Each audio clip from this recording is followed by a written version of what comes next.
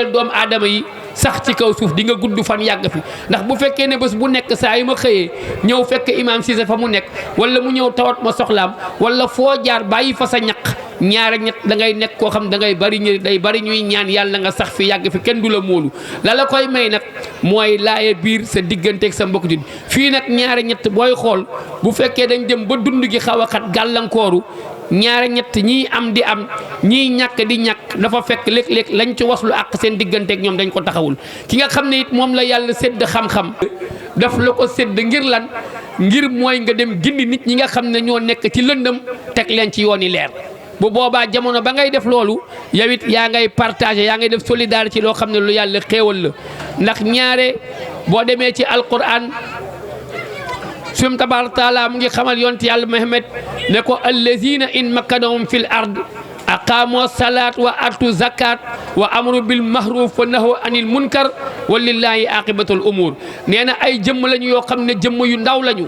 mais dëgër ci kaw suuf ngir lan yàlla moo dëgëral seen tànk ngir lan dañuy nekk di digle lu baax di tere lu bon xaw ma ëllëg fa ñuy mujje waaye na ñëpp xam ne kat fa ñuy mujje incha allah yàlla leen di teg loxo aaral leen boppam ba fa ñu bëgg a yegg ñu yegg fa kon ki yàlla may xam-xam ba ñaare la mu ca jëfe loola kenn du ko ci bindal tuyaaba ndax loolu digganteem ak boromam la mais la génn sa dënn dem ci diggante jaam yi ngir ëllëg ak si biir ku waroon réer nga gindi ko teg ko ci yooni leer ci yow ci loolu lañ lay bindal tuyaaba ki yàlla sédd tamit tur mooy koo xam ne fu ñu la dégg am luñ la ruse ko fekkee nag fu ñu la dégg am luñ la ruse ëllëg fu ñuy toroxale doomu aadama wala fu ñuy xottee ormam wala ñu jéem koo jaay doole war ngaa jéem a ñëw taxawe loolu moo tax ñaare boo demee mag ñi boo gisee tey ñu raw ñu yoroon martaba boo xam ne tey wax dëgg yàlla ñëpp a ngi xeeñtu ci ñoom ndax ñun tey nee naa leen suñu bëggee am lu ñu roy jarul ñuy dem sax ci waa ahlul bayt am nañ fi ay ahlul bayt ndax boo duggee kër te sëñ Touba Xaadimu Rasuul dugg tey kër Cheikh Seydi Aji Malick dugg tey sëñ Bu Kunta lépp loo fa war a jàngawal lépp loo war a yéwénal di nga ko mën a taxawal ndax ñaare booy xool Cheikhul Xadim Xaadimu Rasuul keroog ba nga xam ne mu ngi jaayante te li mu doon jaayante bëgg lépp mujj ci loxoom Mbàkke Balla Aysa dafa taxaw daal di ne taraktu naas wa ma bi aydi naas mu ne falama wasalta ila rabbi naas axtaaniya li naas wa ma bi aydi naas allahu akbar mooy bu ñuy jàngale ki ñuy jàngale jëmmam nit ñi war nañ faa for nopp bu ñu fa jógee bu ñu xool lekk geek naan gi rek xool ne taaral nañ taabal yi déedéet lii darsa la julit bu nekk war na fi bu jógee seetu woo war a mel melokaan boo xam ne su doxee wala mu wax wala mu jëf ñu xam mooy kan ndax li ma leen di wax dafa ñor ndax sëñ Touba Xaadimu Rasuul ñaare booy xool moom moo ko bind ci ay xasidaam wax naa leen ne dafa ne woon taraktu naas wa ma bi aydi naas dama bàyyi nit ñi ak li ne ci loxo nit ñi wuti borom nit ñi keroog ba mu demee ba gisanteeg yonent yàlla Muhammad mu xam ne kii mooy ngand mi ne nañu ñaare booy xool xaside yi 6666 ay xarf bu nekk sëñ Touba tëgg na ko baat way ko rasulullahi allahu akbar ba mu ko wayee di ko way sëñ Touba yonent bi di ko jox di ko jox di ko jox di ko jox di ko jox ba jeexal tak mu ne ko Mbàkke nu ñuy def mu ne ko won ma ki dul jeexle dara ba mu demee def ko ne jëlal nit ñeek li ne seen loxo ñëpp jox ma tey boo demee tey Touba sëñ Muntaxa keroog maa ngi dégg ñuy waxtaane ci affaire yi solidarité bi nga xam ne war nañ ko defal ci mujj koor gi moom moo ca njëkk te kenn ëpp ko ca njàmbaar boo demee tey ci xalifa tey Baay Faal tey boo demoon tey këram tey bool yaa ngay salfa sàññaaroo fu nekk teraanga jóge fa mu yëkkati lu tolloog 10 ba 50 millions laaye ko biir ñooñu wan nañ ñu yoon ñooñu wan nañ ñu lan nañu war a xeeñtoo ak mbaax waaye ñun léegi suñu jamono ji da ngay xool ku yàlla jël wërsëg jox la nga daal di beru ñaare boo demee sax léegi ci kër yi da nga fay fekk émarphone boobu mooy jël gardien teg ci bunt bi ñu fekk ne booy ñëw ñu xam kan mooy ñëw boo fa ñëwee pour ndimbal ñu xam ne yow kat indi woo fa benn njariñ ndax ñaari lam yu diis ñoom ñooy ànd waaye lam bu oyof du ànd lak oyof te lislaam gisewul noonu jullit jamono boo xam ne dafa soxla jullit yëpp war nañu mànkoo war nañoo nekk benn joxante loxo taxaw ci ay itteem taxaw ci ay soxlaam ba jamono boo xam ne du ñëw du am dara loo xam ne lu mu yëg la waaye ñun ñaari ñett da ngay xool alal ji nga xam ne ëllëg mooy soppaliku jaan ëpp matt borom doomu aadama war na ko moytu mooy ëllëg yi nga xam ne jamaa dana dajale maalan alal wa addadahu mu wàññi ko alal ji barewul a yax si bu mu ngay njort ana maalo ni ko alal ji axdal dina ko boole déedéet du ko jox sécurité nit bare na alal lool xëy dee faqastal ko bett ko te alal ja muy bàyyi du xam ci yan loxo lay mujje ndax ñaare booy xool Yonent bi sallallahu alayhi wa sallam yàlla ko ne aynama kunt yudrikumul mawt dee joxul kenn rendez-vous tey laak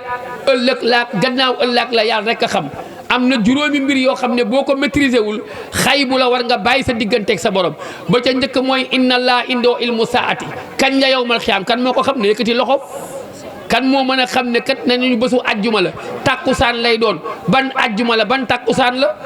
mu delluwaat ne wa ma tadri nafsun maza taksibu gadan doomu aadama li ko jiital ci ay bés xamu ko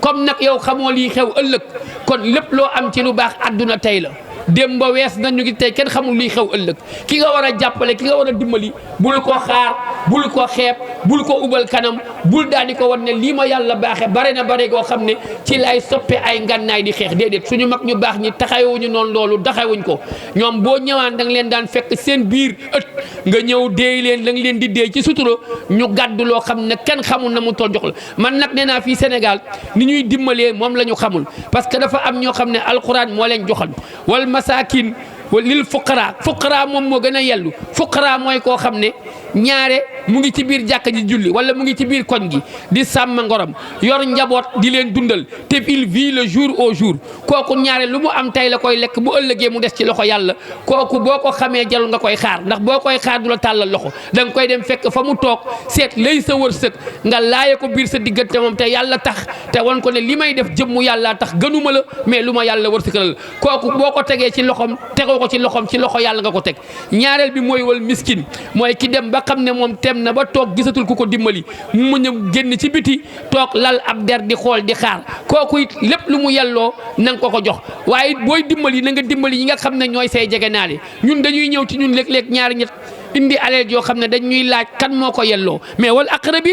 aqrabin kay mooy mbokk yi nga xam ne yéen a bokk sant wala yéen askan la man tey jii su ma demoon tey bay dimbali tey fi may dem bay dimbalee damay dem xool fi nga xam ne fii mooy fi nga xam ne mooy samay mbokku deret nga xam ne ñii ñoom la ma yàlla booleel nga xam ne ñii ñu ngi ci ay tolof ñu ngi ci ay diggante li ma yàlla sédd ci man moo xam la moo xam tur la moo xam lu mu munti doon la ma jaayanteeg ñoom. moo tax imaam Xasaali boo demee ci téeréem bu màgg bu sell boobu mu ne istiqaamatu ma allahi taala wa sukunaan li xalq jullit dëgg mooy ku jub digganteem ak boromam bañ kañ mooy loola yàlla waaye nag nga baax ci nit ñi du foo leen romb rek nuyu leen wala foo leen romb tàllal leen loxo déedéet baax ci ñoom mooy jegeñ leen xam seen soxla jaamu ko. ñaare booy xool Cheikh Ibrahima Fall la taxoon yàlla may ko def ko muy lampal baabul muridin muy leer goo xam ne ba ilaa yawma ubasun kenn dootu ko fay mooy dafa ñëw ci sëñ Tuubaa jaayanteeg moom ci ñaar ne ko sama jëm maa ngi nii sama alal a ngi nii mu jaral ko moo tax ñaare booy xool suñu mbokk Baay Faal yi jar nañ ji bàyyi xel de ndax ñaare loolu lu ñu leen tracé la liggéeyal leen ko loola nekk ak lamp nekk ak leer moo tax ñaare boo demee ci alquran bari na lu ñuy tagg ka ñuy tagg dëgg fekk na mu taxawoon la booy xool Seydina Abubakar radiyallahu taala an bañ koy tagg allazi yu'ti maal wa yatazakka wa ma li ahadin indahu min ni'matin tujza illa ibtigha rabbil a'la wala sawfa yarda yàlla nañu ko yàlla defal ñaare moom dafa jëloon alelam ñëw jox yonti yàlla Muhammad ne ko saaba yaa ngi nii te dañu toll ci xare ki toll ci xare bàyyi këram bàyyi soxnaam bàyyi doomam bàyyi lépp loo xam ne wax dëgg yàlla lii ci ginnaam te dëkkmante la muy def jëmmu yàlla moom moo tax mu ne ko sama alal ngoog jiyaat ak ñoom waaye fii ñu ñaare ñett booy xool di xaar ba ñu ñëw jegeñ la nga soog a dimbali wala xaar ba soxla ñu addu ko nga soog a jóg ne maa ngi koy soog a dégg jullit du def loolu ndaxte ñetti xeeti teraanga yi ma tudd yëpp bu ci nekk doo jéggi sirat te yàlla laaju la ko comme nag dañ la koy laaj ëllëg na nga ko fandoon man wax naa leen ni ki yàlla baaxee jox ko alal jarul muy naafila ba set jaru ko di naafila guddi rakk bu jeex déedéet waaye léegi da ngay gis koo xam ne sax yàlla daf koy dénk alal ja ko yàlla dénk ñaare mu askanal ko jamono léegi da ngay dégg jamono dafa metti mais jamono mooy yàlla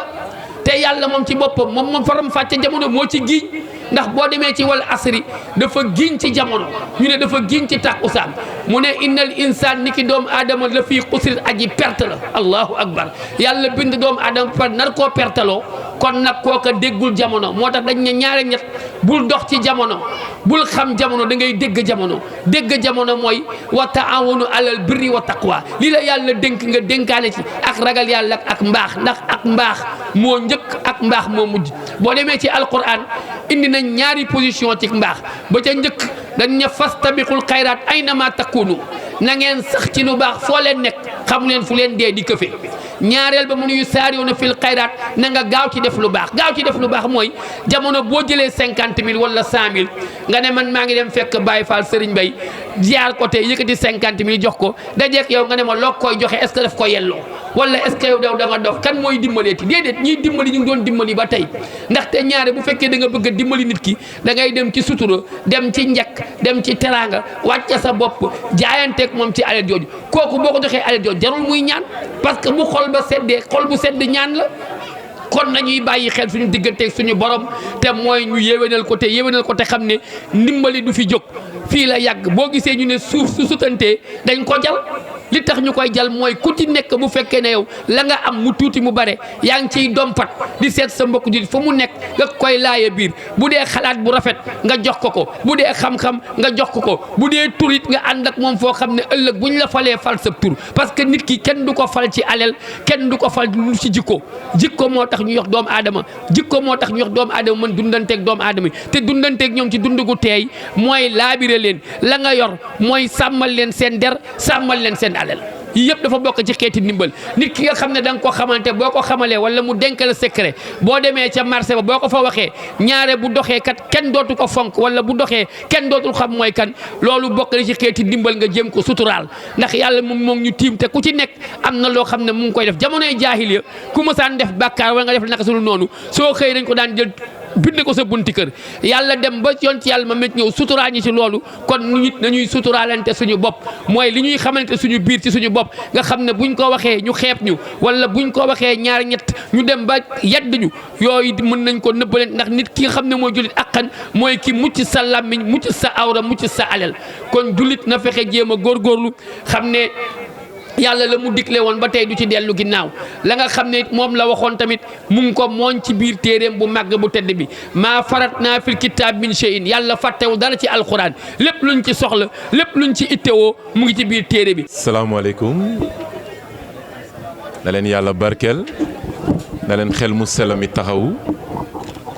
ndege lépp li nit mën a def mu jëm ci yàlla rek a ko mën a taxawu. ngir mu mun a mëtali li yàlla bëgg ndege nit moomul boppam yàlla moom àdduna si te lépp lu nit di def su wéeruwee ci yàlla rek loolu baneexu yàlla la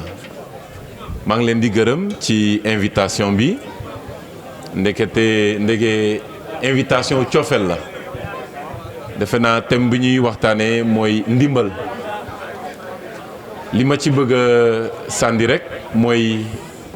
képp ku sopp moromam yaa ngi ci réseau wu yàlla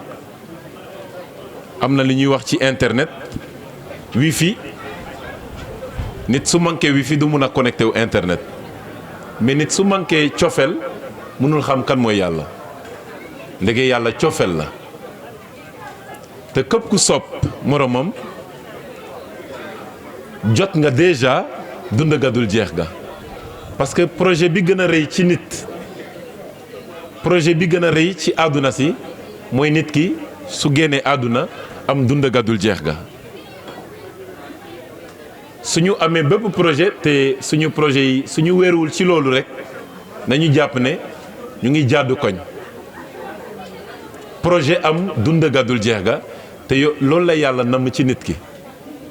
mu nekk imam bi mu nekk abbé bi mu nekk monseigneur mu nekk keneen nit ki su amul projet bu wéeruwul ci dund ga dul jeex ga nit kooku noonu mu ngi jàddu koñ te sangu sela mi dafa ne képp ku sopp moromam rek am nga juddu bu bees te juddu bu bees boobu moo ñu dugal aljana maa ngi rafetlu li ñuy def nii ndege niñ koy waxee ci Sénégal benn bopp la kenn du ko xar ñaar bi Coupe d'Afrique bi ñëwee dama am sama benn xarit musulman bu ma ne abe jàppal ci ñaan yi de ma ne ko yow tamit jàppal ci ñaan yi te bi coupe bi ñëwee ñu ñëpp àndandoo sant borom bi te man de li ma doon ñaan pour coupe bi du pour coupe bi kese mais li ma doon wax yàlla ci sama ñaan yi ma ne ko yàlla ci sa man abe li may ñaan coupe bi na indi jàmm ak salaam loolu rek moom ma intéressé woon ci coupe bi ba mu jaral ma sukk ci diggi yoon bi gars yi di seetaan penalty man seetaanuma penalty sax dama wax borom bi jàpp ci noonu laa koy woo grand jàpp ci comme ça jàmm ji fees Sénégal parce que am na li xew ci àdduna si nañu fàttaliku ne saytaane mu ngi wër te projet saytaane xam mooy lan dañ koy naan iblis ñu koy wax tamit diabolos c'est-à-dire kiy séparer nit yi yàlla mooy boole mais saytaane day séparer nit yi saytaane dafa bëgg a voilà xool yi tasaaroo mooy indi fitna ak leneen lu ni mel mais saa yu suñu soppee suñu morom nañu jàpp ne yàlla mu ngi ñuy safaral ci lu bëri bëri maa ngi leen di ñaanal xel mu sell mi gën leen a muuru ndegi am na lu ñu naan jiw am na jiw dugub am na jiw mboq ak leneen mais am na jiwum cofel dama doon ñaan di waxtaan ak borom bi ne ko waaye yàlla borom bi dangaa ne ku la ñaan ci dëgg di nga ko may dama bëggoon nga won ma ni muy demee man nag dama am fit ci sama ñaan yi de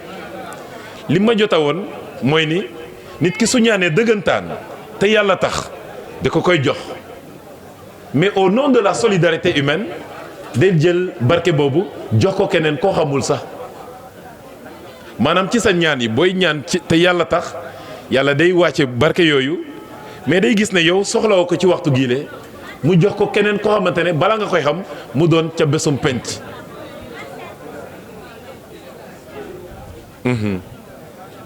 ca bésum penc moo tax surprise yi dinañ bari ca bésum penc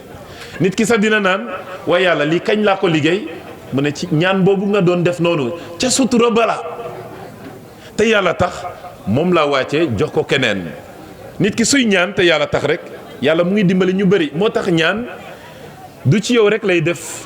ay meññeef mais day faj ñu bari tamit cofel nit ki su defee jëfum cofel loolu jiw la jiw te sa bésum penc dina sax loolu moo tax cofel mooy musal àdduna si xaalis bi bari na ci àdduna si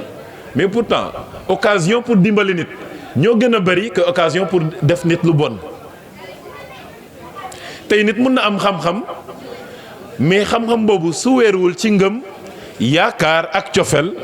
xam-xam googu du dugg aljana parce que saytaane am na xam-xam de saytaane xam na ne yàlla mooy borom wante nanguwul saytaane suufeeluwul saytaane gëmul saytaane yaakaarul te saytaane soppul bépp xam-xam bu weeruwul ci cofel xam-xam boobu du tase ak yàlla nañu yàlla musal ci xam-xam yooyu maa ngi leen di gën a barkeel ci weerum koor gi ne dama am sama benn xarit bu ma ne abe yéen chrétien da ngeen gentil tellement que da ngeen pare paak rek bëgg ñu gunge ba korité ma ne ko yow li nga bëgg dafa yomb de mais loolu yëpp day wane ne am na li yàlla namm ci ñun particulièrement ci Sénégal am na benn année paak bi dafa tase woon ak je pense korité loolu misaal la woon li yàlla namm ci nit yi mooy cofel du leneen ndege yàlla cofel la maa ngi leen di ñaanal li ngeen di def nii voilà jur ay meññeef yu bari meññeefu sellaay meññeef yoo xamante ne day dimbale jeunes yi ñu gën a sax ci cofel la ndege boo leen xoolee ci àdduna si ñu bari ñu ngi yëkkati fitna te ñooñ dañoo ànd ak saytaane dañoo ànd ak iblis li yàlla nam ci jullit yi li yàlla nam ni mu koy waxee dama am benn compte TikTok chaque fois damay ubbi vidéo bi mbokk juliti mbokk taalibe yi mu am ku ma ne mais abe depuis kañ nga doon julit ma ne ko képp ku sopp yàlla rek julit nga te yàlla loolu la nam ci nit yi na leen yàlla barkeel feesal leen ak xel mu sell mi musal leen ci saytaane yokk seen ngëm seen yaakaar ak seen cofeel maa ngi ñaanal tamit képp ku fi ñëw ak jàngoro boo xamante ne sonal na la trop na la yàlla wëral ci waxtu gi la sax ci barke xel mu sell mi amiin. salaamaaleykum maa ngi tudd Cheikh Mbacké je suis man lañ chargé ma coordonner journée bi tey tout d'abord di ndokkale suñu mbokk chrétiens yi ci Pâques bi tey bon léegi day wane ne rek bon Sénégal benn bopp la kenn mënu ko xar ñaar et puis le dialogue islamo-chrétien dëgg la fii quoi, c'est une vraie réalité. Bon pour journée bi tey li ko waral dañu def ñetti constat bi ci njëkk mooy dañu nekk ci benn gox boo xamante ne dafa perdre benn lustre bu mu amoon. La deuxième chose mooy ñun dañu considérer suñu bopp ñun ak ñi ñu mag yëpp comme un peu une génération sacrifiée. Nous on s'est dit quand même am nañ devoir par rapport ak suñu rakk yi suñu doom yi suñu jarbaat. La troisième chose mooy ak li nga xamante ne sax moo ñu gën a yëkkati dañu def benn constat à chaque fois buy am ay joutes électorales politique yi dañuy ñëw suñu koñ jaxase suñu famille après bàyyi ñun ñu war a recoller les morceaux. Pour loolu lan la ñu wax ñu ne nan lañ mën a def ba jiitu ñun ci suñu bopp ñu ne dañuy dajaloo dajale suñu xel dajale suñu poche dajale suñu compétence loolu la ñu wax ne loolu lañ tuddee fondation centenaire Gibraltar. Fondation bi nag ba loo gis le nerf de la guerre xaalis la. loolu moo tax dans la fondation dañu wax ne dañuy créer lu tudd classe caisse locale d'appui de solidarité et de sécurité. boo déggee caisse locale d'appui de solidarité et de sécurité résumé na li ma njëkk a wax mooy on a un besoin d'insécurité. Bon c'est si Médina yëpp lañ ko kii mais dañu ne ñu dañuy labelliser centenaire Gibraltar su fekkee c'est un modèle gagnant après ñu mun ko dupliquer. Beneen affaire bi mooy solidarité thème bi ñu choisir aujourd'hui solidarité ak entraide c'est pas fortuit lu tax ñu choisir ko parce que dañu gis ne léegi dañuy commencer développer benn esprit individualisme boo xamante ne amul woon avant et dañuy nax des fois di ñu wax modernisme dañuy nax di ñu wax globalisation mais am na ay affaires ay valeurs yu fi amoon defe naa ne ñu delluwaat ça veut pas dire que dañu reculer dañu dem a jëlaat li ñu moomoon nekkaat delluwaat nekk ñi ñu waroon nekk. boo xoolee sax suñu slogan fondation bi c'est on gagne ou on gagne. Ça veut dire que dans cette histoire là à la fin de la journée ñun ñëpp on a tous à gagner dedans. moo tax boo gisee nii comment ça s'appelle population bi constituée tey c'est waaw gis nga fi ay mag gis nga fi ay xale gis nga fi ay moins jeunes génération yëpp a ngi fi pour wan la leen rek am na benn esprit benn souffle nouveau bu jóg boo xam ne les gens ils ont décidé de se prendre en main nag comme li ma wax sànq le nerf de la guerre mooy il faut chercher des fonds. loolu moo tax dañuy laaj une cotisation forfaitaire de 52 000 francs l'année c'est-à-dire 1 000 francs toutes les semaines. Après nga ko mun nga ko def un mois mun nga ko def un trimestre mun nga ko def un semestre mun nga fay à l'année. dina am benn lien bu ñuy mettre en ligne waaye pour les moins connectés les vieux dina am benn format papier mais affaire commitment lañ koy def engagement. Ça veut dire que dañuy jël teg ko ci table yi c'est les gens ils vont venir s'inscrire bind seen tur bind seen adresse bind seen numéro de téléphone ba pare wax nan la ñuy fay mooy engagé parce que notion boobu tamit c'est très important ci li ñu bëgg a def à chaque fois dañu seetlu ne yii genre élan yi yàgg na fi am waaw du am suivi lox du am suivi parce que des fois du leer ci bopp nit ñi et dès qu'il s'agit d'argent aussi des fois aussi foog mu leer ñun ñu toog waxtaanee ko y'a le président de l'ASC bien sûr boo xamante ne moo chapeauté lii yëpp peut-être daf fi nekkul tey moo tax sax may coordonné mais daal esprit bi daal li ñu jiital ñun mooy l'engagement parce que même si on commence par un noyau même su nekkee 5 personnes 10 personnes nous on va aller jusqu'au bout et jusqu'au bout mooy c'est la 53e semaine mooy bu ñu ñëwee ba année bi ñu def année plus semaine plus 1 si la ñuy def l'assemblée générale constitutive si la ñuy créer bureau bi effectivement. ñëpp waa Gibraltar ñu ngi lay seetaan waa Centenaire ñu ngi lay seetaan waa Médina ñu ngi lay seetaan Dakar lañ lay seetaan Sénégal lañ lay seetaan adduna lañ lay seetaan ban appel ngay def. bon ñun appel bi ñuy lancer rek mooy élan bi ñu jël ni nañu pas forcément un appui financier mais moral en termes d'idées en termes de projet ñun dañu open c'est-à-dire que dinañ créer benn comité de pilotage boo xam ne réceptacle lay nekk c'est-à-dire toute idée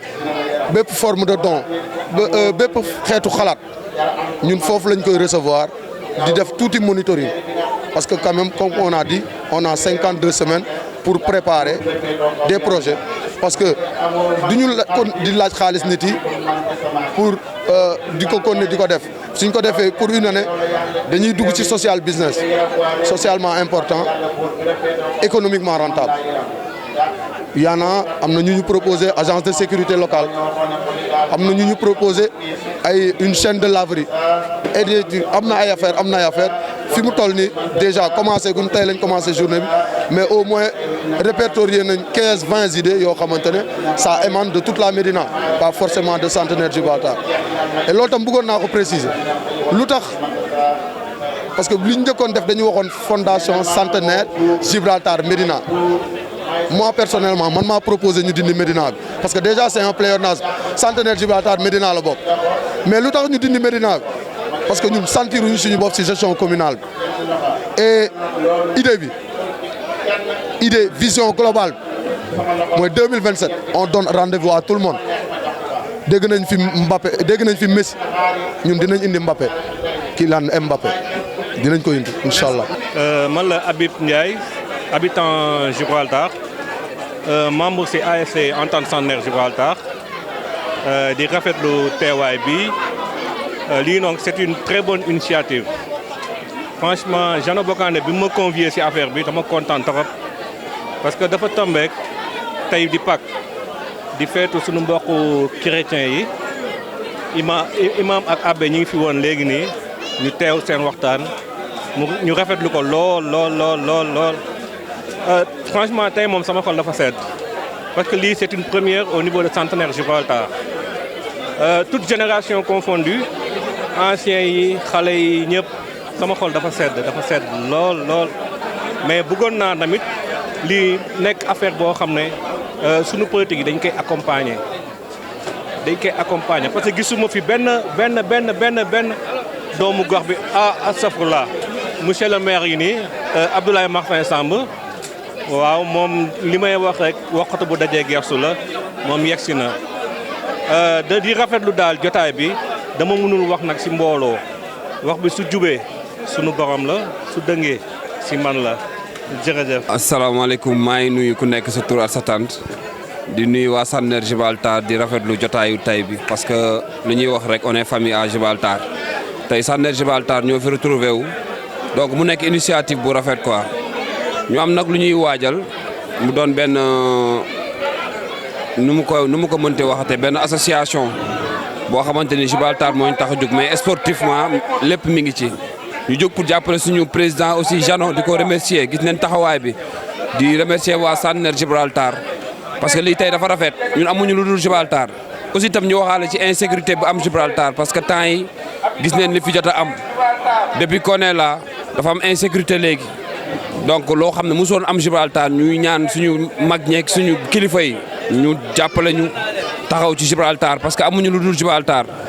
parce que guddi rek Gibraltar la ñuy delluwaat donc ñu jàppale ñu parce que Gibraltar insécurité bi fi am nañ ñu si jàppale bu baax association bi yàlla na jëm kanam ci bak Seydina Mouhamad ñu leen ñu remercier yéen ñëpp waaye mag ak ndaw. so Abdoulaye Martin Samb habitant de Gibraltar Centenaire. nan nga gisee jotaay bi. Mais jotaay bi rafet na donc ñu ñëw wuy si suñu ay rakk vraiment ci ndogu bi nga xam ne moom lañ ñu invité muy occasion ñu defaat seen lancement wu fondation muy initiative bu rafet a rafet ñu koy saluer tout le quartier donc ñu ñëwoon wuy si leen magnifier initiative bi ànd seeg ñoom remercier le président Jano Bokandé remercier Taga ñoom Cheikh Mbacké et l'ASC ñoom Alioune Badara ñoo jeunes frères ñun ñëpp ñu ngi leen di gërëm vraiment di leen wax ne initiative bi rafet na Gibraltar Centenaire dafa soxla woon lii donc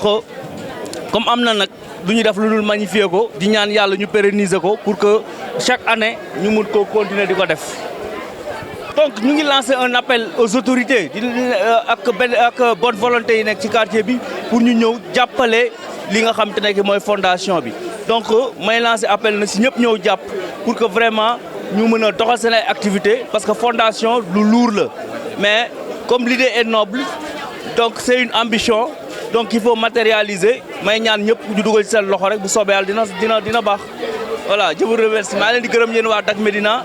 di gërëm centenaire Gibraltar yëpp di leen wax pour ñu dugal seen loxo ci lii incha allah dina baax bu soobee yàlla. Je suis Ibrahima Dia, habitant des allées du centenaire. Donc aujourd'hui nous avons été conviés donc, par les jeunes du quartier donc, qui ont à l'idée de mettre en place une fondation pour essayer de réfléchir, d'inviter aussi les communautés à beaucoup plus de participation dans la chose, dans le développement. Alors donc c'est la raison pour laquelle nous sommes là et ce serait bien aussi parce qu'ils ont un message à lancer. Et ce message tournera autour donc des actions que les communautés doivent mener pour promouvoir le développement à la base. Je pense que l'un dans l'autre, l'État est en train de lancer un vaste programme Xëyu Ndaw yi. Je pense que si des jeunes se lèvent pour vouloir participer, je pense qu'il y a une conjonction d'énergie à faire pour que ces jeunes-là puissent s'approprier le projet Xëyu Ndaw yi. Donc c'est extraordinaire. Vous avez choisi donc le Ramadan pour appeler à la solidarité. Et au-delà de ça, ils ont à l'idée de demander aux communautés qu'ils viennent à leur côté pour qu'ensemble qu'ils puissent réfléchir sur un certain nombre de projets. Et je pense que tout à l'heure, quand ils vont délivrer le message, nous allons avoir la quintessence de la philosophie de leur démarche. Bon, c'est vrai, la sécurité, vous me posez une question sur la sécurité. C'est un des différents thèmes sur lesquels on va s'appesantir. Je pense que ces jeunes-là, après qu'ils se seraient organisés, ce serait bien qu'ensemble avec les collectivités locales, avec l'État, avec la police, avec les communautés, qu'on puisse ensemble nous asseoir pour régler et éradiquer cette question de la sécurité. À la Médina, nous vivons la sécurité, les questions d'insécurité tout le temps. Des jeunes avec des scooters que nous voyons, qui sont nos enfants, qui sont nos petits frères, qui sont nos cousins. Je pense que c'est le moment de mettre le doigt dans la plaie pour l'appuyer et essayer de réconciliation. Je me présente Alioune Badara Kandji, de profession, je suis sociologue de formation. Donc si je parle notamment sur la question de la solidarité, dafa doon lu am solo parce que ñun suñu liggéey en qualité de sociologue ñun dañuy xool liens sociaux yi, c'est-à-dire nit ñi seen diggante pour mën ko rafetal. Actuellement ñëpp xam nañ que am na ay défis yu bëri yoo xam ni daf ñuy interpeller que ça soit ay défis économiques, que ça soit ay défis environnementaux, que ça soit ay défis politiques, même défis culturels. Donc spécifiquement suñu xoolee le cas de centenaire Gibraltar maa ngi koy wax léegi c'est un quartier boo xam ne de quartier résidentiel il est devenu un quartier populaire. Donc ñun erreur bu ñu def au début moom mooy mutation sociale yooyu am suñu biir gox préparé wuñ ko. Donc ça a entraîné ay conséquences yoo xam ñun xam nañ ko. Donc sur la question notamment de l'insécurité, sur la question par exemple des problèmes environnementaux, sur les problèmes même politiques. Mais aujourd'hui dañu def benn constat mooy l'union fait la force, mbooloo mooy doole. Sur la question de la solidarité tey on a plusieurs associations yoo xam ne elles sont dispersées te pourtant ñoom ñëpp mën nañ am même rôle, mën nañ am même attribut. Tey d'où le rôle, d'où la nécessité de cette fondation moom mooy créer benn synergie parce que les forces sont dispersées, forces yi ñii dañuy demee nii ñii demee nii waaw voilà. Donc tey fondation bi day nekk benn genre catalyseur bi nga xam ne tey synergie boobu yëpp da koy jël pour le bien-être de notre du quartier centenaire Gibraltar. Donc loolu dafa am solo sur la question de la solidarité actuellement am na ay temps ñun Sénégal du ma ne sax Saner Gibraltar on a des prédispositions yoo xam ne sur la solidarité dañuy vivre en communauté fii kenn mënul dem yow kese même suñu biir kër yi dañuy vivre en communauté donc soo ne vie en communauté il faut nga tudd si action sociale. Donc action sociale ñu tax ñu tànn le thème de la solidarité parce que loolu moo si gën a important parce que kenn mënul dem ak yow tey par exemple ñun au sein de notre quartier il y a beaucoup de problèmes léegi maa ngi koy junj sama discours sur la question de l'insécurité sur la question des problèmes environnementaux donc yooyu yëpp ay problèmes yi nga xam ne la dañu jël benn constat ne que amul ay association yu ko fii défendre mais association yi ku nekk dañu doon dem en ordre dispersé donc tey dañu bëgg fédérer toutes ces forces vivantes autour de la solidarité parce que ñoo ko bokk y a ce qui nous lie est plus fort que ce qui nous divise donc loolu dafa am solo trop si te mënuñu ko jël que sur le principe de la solidarité et de l'entraide loo defal tey sa bopp sa waa kër nga ko defal parce que tey par exemple foofu la solidarité di ñëwee tey par exemple insécurité bu amee sunu biir gox yow au niveau de ta maison si nga koy njëkk yëg parce que moom la dara Saner wax naa ko Gibraltar am na mutation économique yoo xam ne am nañ ñoo xam ne tey sax ñu ngi dëkk suñu biir fii la ñuy liggéey am na ay étrangers yoo xam ce qu'on appelle les chinois ñoom fii lañ dëkk comprendre fii lañ dëkk donc loolu day wane ne que ñooñu noonu waruñu am préjugé si ñoom parce que man mii di la wax j'ai voyagé le mot étranger mot boo xam ne la dafa am connotation négative loolu tax ma ko doon souligner ñooñu ci ñun lañ bokk war nañ dem mën seeti leen parce que am na suñu si bëri si ñooñu fii lañ am kër donc fii lañ am kër ñooñu dañ leen war a associer au principe de développement sur le principe de la solidarité internationale parce que loo xam ne la am na solo trop déjà par rapport ak ñu ma doon wax étranger yi dama koy def entre guillemets ñooñu noonu tey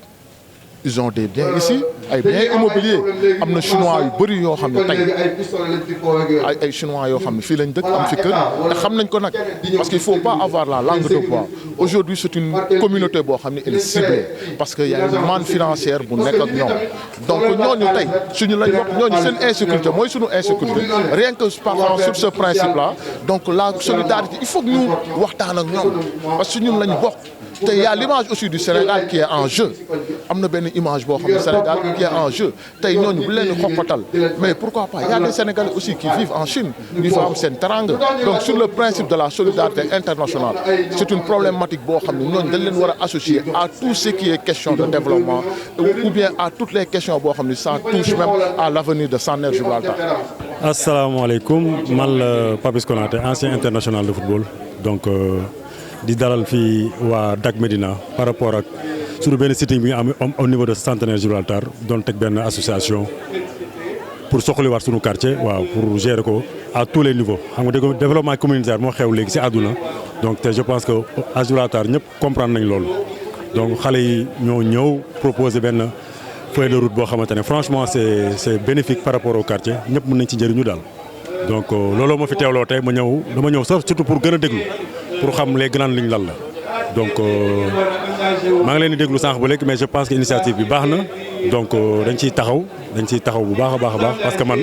j'ai toujours œuvré dans ce sens là sama quartier laa gëm te fii laa juddoo fii laa màggee donc xaw ma fenn pour Gibraltar donc dañ ñëw pour soutenir sunu doom yi sunu rakk yi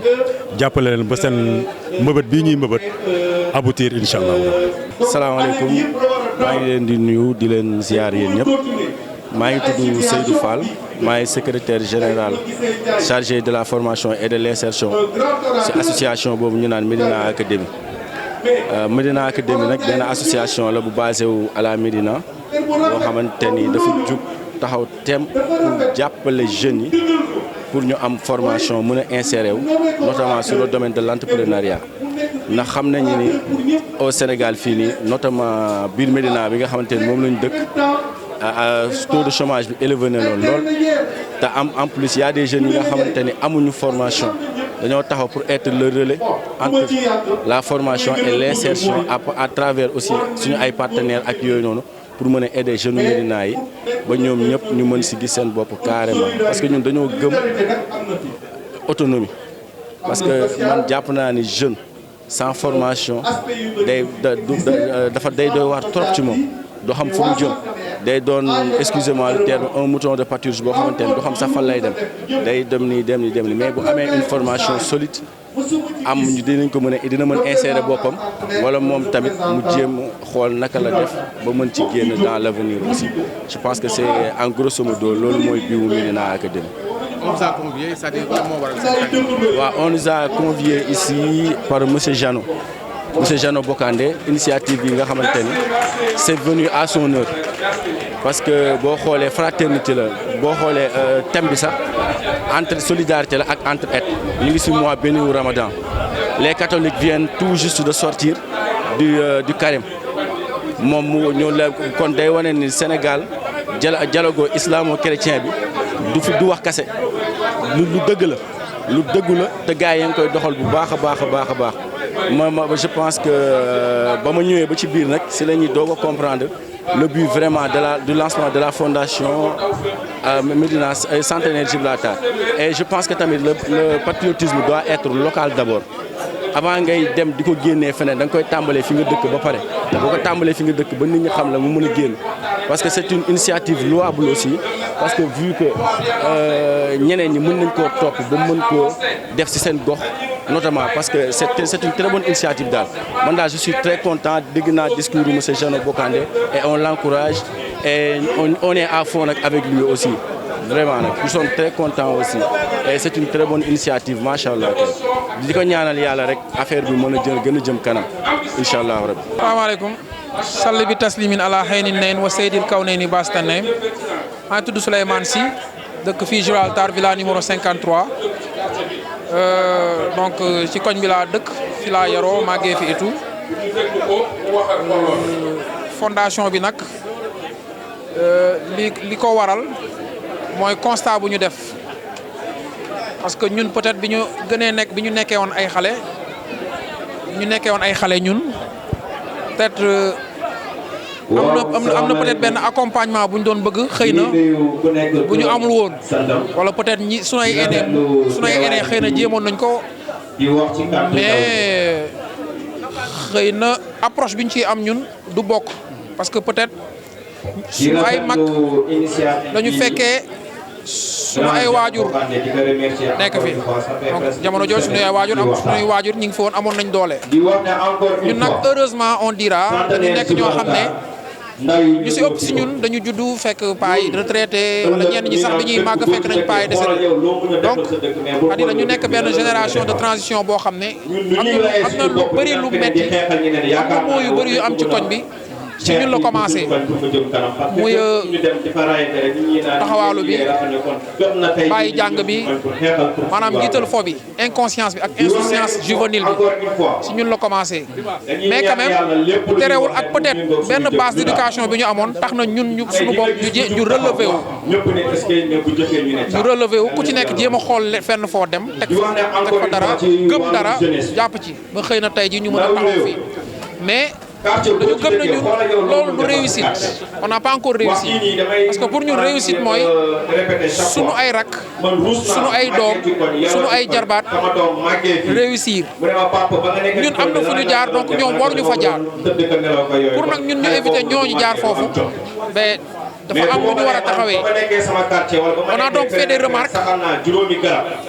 gis nañu insécurité bi si koñ bi pas plus tard qu'avant-hier am na hold-up bu fi am à main armée xale yi dañuy taxawaalu ba x temps koñ bi genn wàll gépp bàyyi nañ jàng d'où l'importance pour ñu tey ñu jéem a wut dara loo xam ne dina mën a téye xale yi c'est-à-dire canaliser leen quelque part malgré que ñun xëy na amuñu woon loolu bon ñàkkuñu ko tamit parce que parents yi def nañ li leen waroon sauf que xale moom xale la boo nekkee adolescent moom da ngay xëccoog parents yi te peut-être loolu moo dal xale yi mais xale yi ñun dañu jàpp ne ñun il est de notre devoir ñu jàpp si ñoom jàppale leen comment maintenant maanaam ñu jéem leen canaliser par soit une éducation sportive culturelle sociale loolu nag dafa am lu muy laaj loolu muy laaj mooy d'abord dañ koy waxtaanee ñun suñu biir des bonnes volontés parce que ñun ñi nga xam ne ñooy ànd ci fédération bi pratiquement ñoo màggandoo ci koñ bi liñ defandoo benn la ñoo jàngeendoo école ñoo fubalandoo ci équipe nawetaan donc am nañ benn complicité boo xam ne même su fekkee am nañ 10-15 ans gisante aussi am na loo xam ne ba tey ñeme nañ ko waxaat constat lañ def ñun ñëpp moo waral ñu remobiliser wu mais écoute heure bi jot na nañ jàpp ci koñ parce que xale yi fi nekk ñu tendre vers la déperdition suñu ay doom lañu suñu ay jarbaat lañu suñu ay rakk lañu looloo waral looloo indi woon sabab pour ne pas trop m'étaler looloo sabab voilà looloo sabab fondation bi maintenant les perspectives vont s'étaler sur 2 axes premier axe bi mooy dañuy fexe mettre sur place ay atelier de formation parce que quand même il faut xale yi qualifier am na ñoo xam ne xëy na génn nañ école nekk nii c'est trop tard peut-être ñu delloo leen école wala sax bëggatuñu école c'est pas parce que nit ki bëggatul école rek waratul mën a réussir mën nañu yóbbu ñenn ñi defal leen formation en menuiserie des formations diplômantes mécanique tailleur y a tout un tas de métiers yoo xam ne mën na nekk am na aussi leneen beneen volet bi mooy que ñun suñu biir dañuy fexe di cotiser dañu ubbi benn caisse di cotiser pour qu'éventuellement au bout d'une année ñu am au moins ay fonds yu ñu permettre ñu financer certains jeunes du quartier ay xale yoo xam ne peut-être am nañ ay projets yoo xam ne dañ leen mën a financer ba pare accompagner leen nga xam ne certainement mën a nekk benn projet benn nit boo xam ne peut-être après ñeneen ñi mën nañ si dugg donc en quelque sorte loolu lañ bëgg maintenant nag c'est vrai que benn loxo du tàccu kese duñ ko mën moo tax d'ailleurs ñuy woo ñëpp dañuy woo d'abord dem nañ keroog seeti église bi dem nañ seeti tamit waa jàkk ji parce que koñ bi tam loolu la jullit ak voilà donc seeti nañ leen ñoom solliciter seen ay ñaan ak seen ay conseils parce que dañoo nekk ci réew moo xam ne société boo xam ne foog ñu am kilifa ñu def dara sans kilifa donc seen prédiction lañ demoon woo ci te wax dëgg yàlla am nañ ko ils sont prêts à nous accompagner donc moo waral looloo tam tey moo waral ñu convoqué sunu ay grand sunu ay nijaay si ñenn ñi pour ñoom aussi ñu ñëw exposer leen li nga xam ne moo am ba pare ñaan seen soutien seen accompagnement ba nga xam ne ñoom ils sont impliqués ñun nag léegi mooy suñu génération soo egsee ci ñun commencé nañu somb si biir koñ bi yëpp suñu ay morom yi nga xam ne peut-être li ñuy def constat bi ba ciy waxtaan ñoom xëy na ñoom yëguñu ko woon ñoom ñëpp ñu ngi leen di fexee dajale ba ñu ñëw suñu ñëwee ñun ñu ànd doon benn say songu mbir mi mais ba tey ñun ñii ñëpp suñ ko yemalee si ñun mën na bañ a antu il faut donc xale yi aussi suñu rakk yi suñu jarbaat yi ñu mën leen sensibiliser c'est-à-dire que ñun li ñuy wax mën leen atteindre comment dañuy waxtaan ak ñoom ku si nekk ñun am na ñoo xam ne soo waxee ak ñoom ñu dégg la ñun am nañ chance boobu parce que quand même déggaloon nañ suñu ay mag donc xale yi fii koñ bi ku ci mel ni Jano booy yëpp ay gaynde lañ Khalifa pareil Cheikh Mbacké man booy yu bëri xam nañu man bi may fóore fii d'ailleurs maa gën a cuune ci koñ bi mais dama amoon way booy yëpp booy yi màgg tey ñoo ma doon wayal